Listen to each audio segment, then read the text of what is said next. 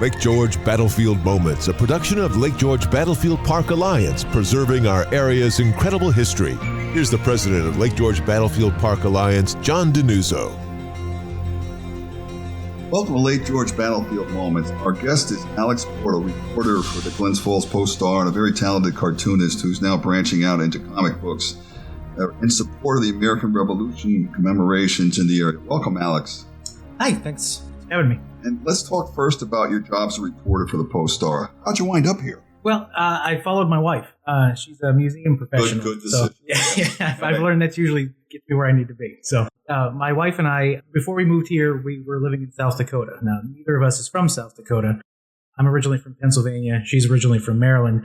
We met and got married in North Carolina, so we've kind of been all over the place. She's a museum professional. So after she graduated from going to Appalachian State University in North Carolina, she got a job as the curator of collections in Deadwood, South Dakota. That's also where I started working at newspapers. I started my career there as well. We always knew that we wanted to get back east. When the time came for us to sort of be done with our South Dakota adventure, we started looking at positions over here, and she found a job at the Hyde Collection in Glens Falls. So that's what brought us here. And how much sooner after that did you find the position at the Post Star? It was pretty soon. It was a couple of months, and they had some positions to fill, so I was able to sort of get in pretty quick. Now, as you've discovered, this area is loaded with historic sites, history-oriented events. What are some of the most memorable ones you've covered here as a reporter? Gosh, well, they're all memorable. They're all fascinating. Obviously, the Knox Trail reenactment was a big one. Both just in time commitment and just for the significance of the event itself. I was fortunate enough that my editor took some grace with me and let me sort of tag along at all the different stops in our area and then do a story about each one. And then we did sort of a conglomerated story that kind of wrapped everything up. That was a lot of fun and really interesting to put together. The other one that really kind of stands out was the winter of 2023. The paper actually sent me to Boston to cover the 250th commemoration of the Boston Tea Party. That was a lot of fun. That was, just sort of the kickoff for this big America 250 celebration and just all the gravitas and all the energy and the excitement of what was to come for the continued commemorations was really palpable there. So that was a lot of fun. Oh, great.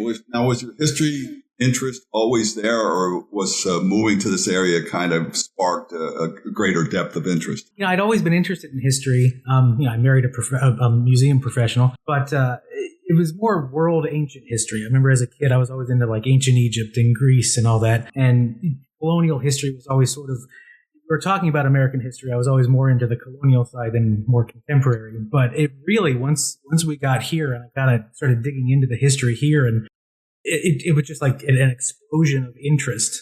I always tell people, I remember the first time I felt history was my senior year of high school. I took a trip to Philadelphia, and I stepped off the train in Philadelphia, and I could feel the history. It was just a palpable thing that was in the air. And I hadn't really felt that again until moving here. And just as soon as we got here and as soon as we started exploring, you could just feel the presence of what had occurred just all across the region. I mentioned on the radio spot that your comic book, Henry Knox's Noble Train, it seemed to be everywhere. We did our Knox events here last December, Saratoga, Washington County, Albany County, Rensselaer County. We had a whole train, quote unquote, of events, and your books seemed to be everywhere. Did you get to see any of the impacts that the books had on young readers?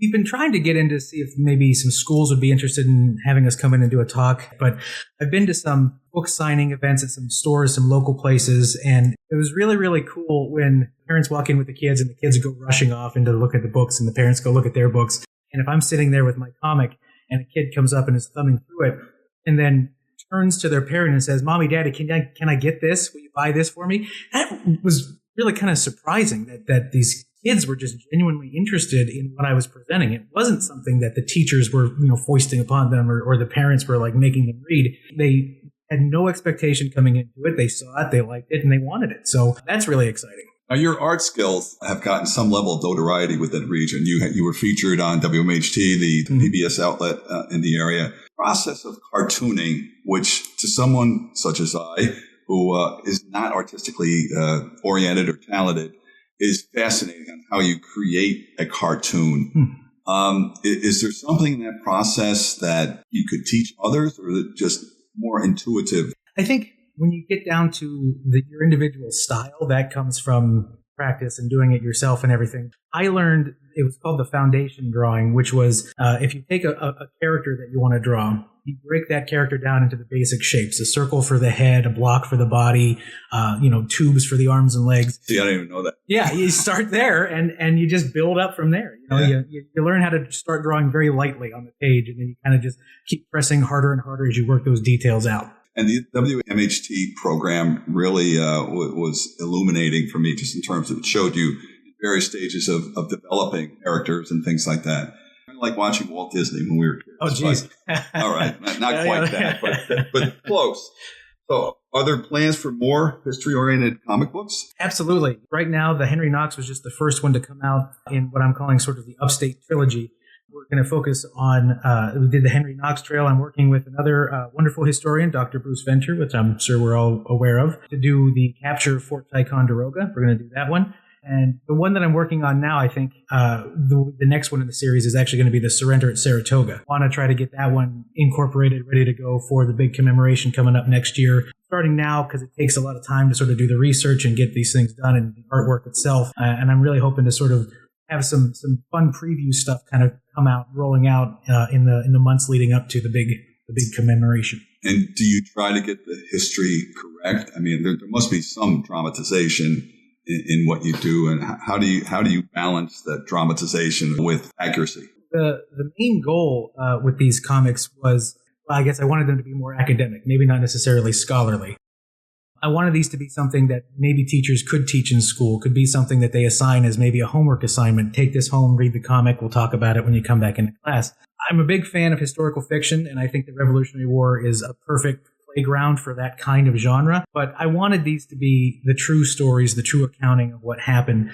My thinking was the founding fathers were superheroes unto themselves. They didn't need to be fighting vampires or stomping zombies or anything like that. So I really kind of wanted to highlight real work that these guys did and the real things that happened. That being said, obviously, there is some creative liberty. You can't just tell a straight, dry history when you're trying to do something creative and fun and engaging. You want to add a little bit of drama, add a little bit of speculation.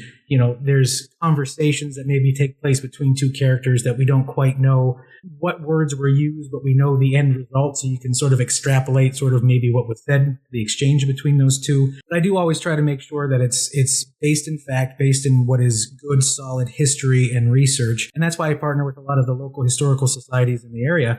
I do a draft, I do my own research, but then I also give it to them and say, what did I get right? What did I get wrong? What needs to be added? What should be changed? Working with Bruce Venter on the capture of Ticonderoga, that's another way of sort of, he's kind of already prepared the scholarly work and done all of that sort of part of it. So I'm just sort of adapting that to be without bias. I might add. Absolutely, yeah. He has no bias whatsoever. Yeah, absolutely, yeah. And he's not sitting in the room here, so that's fine. Yeah. All right, you're a young man. So if you look ahead 10 or 20 years, as I did when I was early in my career, how do you envision Alex Portal?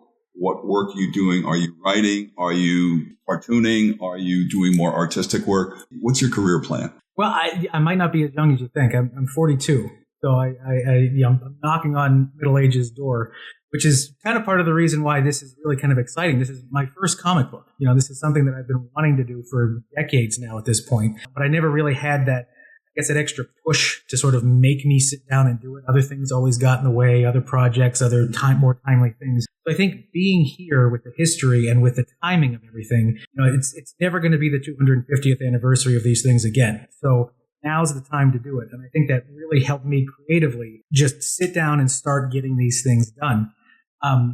Now that I've sort of gotten the first one sort of out of the chute and out of my system, I want to keep going. Like I said, I'm working on a trilogy right now, but I hope it continues. There are a lot of stories to be told, not just in this area, not just in the Revolution, but historical stories that I think would be really well adaptable to the format. 10 or 20 years down the road, I guess I'm maybe what I'm hoping I'm setting up is a second or third act, where I'm a fortunate artistic person because I still have to have a day job, but I really enjoy my day job. I really like being a reporter, but maybe being able to shift things so that, the day job becomes the part-time and I can focus more on the comics and spend more time and do more of those more frequently. Yeah. Okay.